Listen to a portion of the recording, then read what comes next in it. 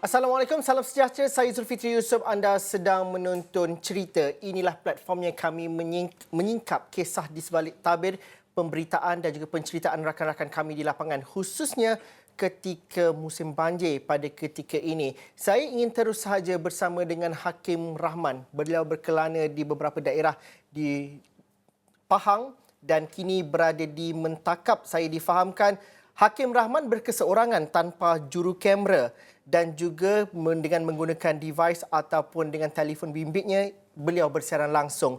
Justru jika ada kesilapan teknikal, itu adalah sebahagian daripada cabaran beliau untuk berlintas langsung. Hakim Rahman, kalau lihat kepada visual yang kami terima, Hakim, ya cuaca agak panas, debu-debu juga mungkin naik ke atas. Hakim di Pekan Mentakap, mungkin dapat diceritakan. Banjir sudah surut tetapi sebenarnya cabaran kehidupan pasca banjir itu lebih susah dan juga lebih payah lagi. Ceritakan perkembangannya di Mentakap. Benar Zul, saya keseorangan tanpa juru kamera, tapi nasib baik ada Imran, pemandu saya yang bertindak sebagai juru kamera, pemandu arah, pemandu tukang dengar bebek, tapi itu sebahagian daripada ragamnya. Sebab dalam masa sama Zul, air dah surut. Banyak jalan sudah boleh diakses, tapi keadaan di bandar, di Pekan Mentakap ketika ini, kalau dapat Imran tolong tunjukkan sikit. Meriah macam pesta. Pesta pembersihan. Kita sudah mula air dah surut, tapi ini pesta pembersihan. Nampak lihat tu, sampah-sampah ataupun barangan daripada dalam premis yang sudah diliputi lumpur. Jadi bawa semua untuk dibersihkan. Dan kalau boleh tengok lagi sikit-sikit, di sepanjang belakang ni di kawasan commercial area ni, semua kedai-kedai ini tengah sibuk. Bukan sibuk buat jualan murah, tapi tengah sibuk untuk membersihkan premis-premis perniagaan mereka tu. Kerana hari ini, start hari ini, saya difahamkan daripada tadi dah mula ada elektrik, dah mula ada bekalan air walaupun tak kuat. Jadi kesempatan itulah digunakan oleh penduduk-penduduk di sini. Itu belum masuk lagi cerita bagaimana mereka ini nak memikirkan bagaimana untuk bangkit kembali meneruskan kelangsungan hidup dengan berniaga.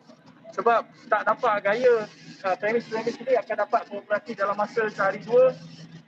Dan dalam masa sama itu kita lihat dapat saksikan banyak kenderaan berat 4x4 pacu 4 roda sudah mula masuk untuk memberikan bantuan kepada penduduk di sini. Kalau boleh berjalan ke depan sikit, dapat tengok ini bagaimana air naik setinggi itu kan dah surut.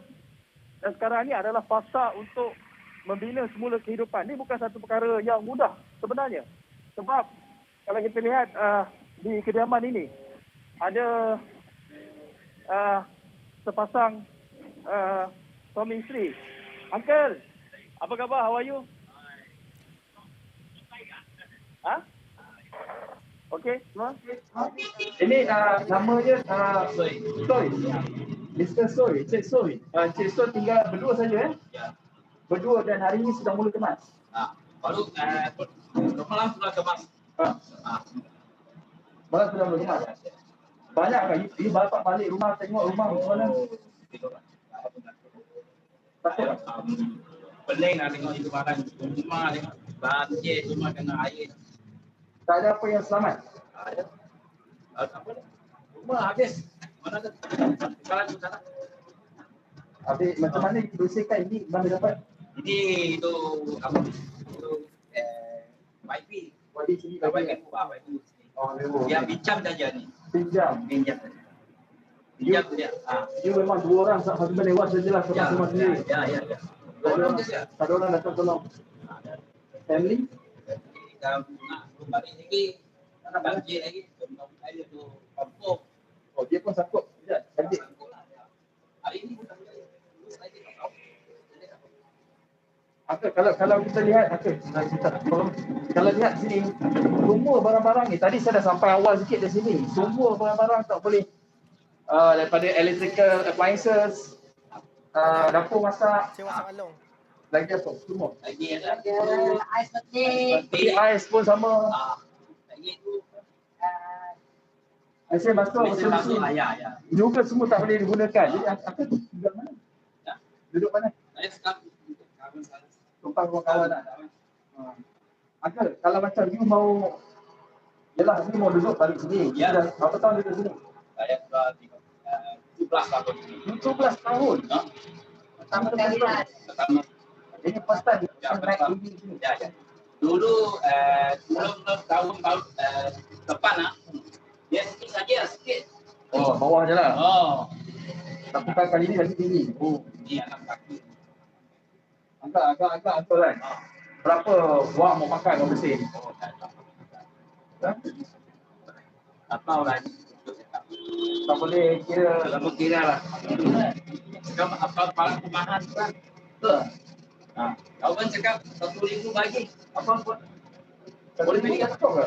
Mana cukup? Cukup tak? Kalau 1,000 you mau beli apa dengan barang rumah? Oh, saya nak beli. Hilang lah, mau tidur. Bilang. Ada lah. Bilang aja, bilang. Ah, Okey, okey. All the best, semoga bertambah. Teruskan projek-projek saya. Ini agak-agak berapa lama sekarang? 1 minggu, 2 hari, 3 hari? Hai, saya kan mau 1 bulan dah tak tahu lah. 1 tahun lagi dah mau cuci semua tengok. Tanah semua banyak. Oh. lagi ni patut bila kemas. Banyak ni, lama ni. Proses yang panjang ni. Okey, Mr. Soy, Andy, thank you so much. Teruskan ni, semoga bertambah. Itu antara sebahagian daripada penduduk di Pekan Mentakap ini yang saya kira sebenarnya mereka ni tak fikir lagi pun berapa banyak duit yang mereka perlu belanjakan. Semua sekarang ni nak bersihkan rumah je dulu. Sebab yalah rumah kediaman ini tempat mereka berteduh. Di PPS itu tempat sementara saja, Zul. Dan kalau dilihat pun sekarang ni barang-barang semua ni kalau daripada tadi sebenarnya jalan ni sibuk sebab ada lori keluar masuk. Tak tahu siapa punya lori, siapa. Mereka ni offer juga untuk angkat-angkat sampah, angkat-angkat barang.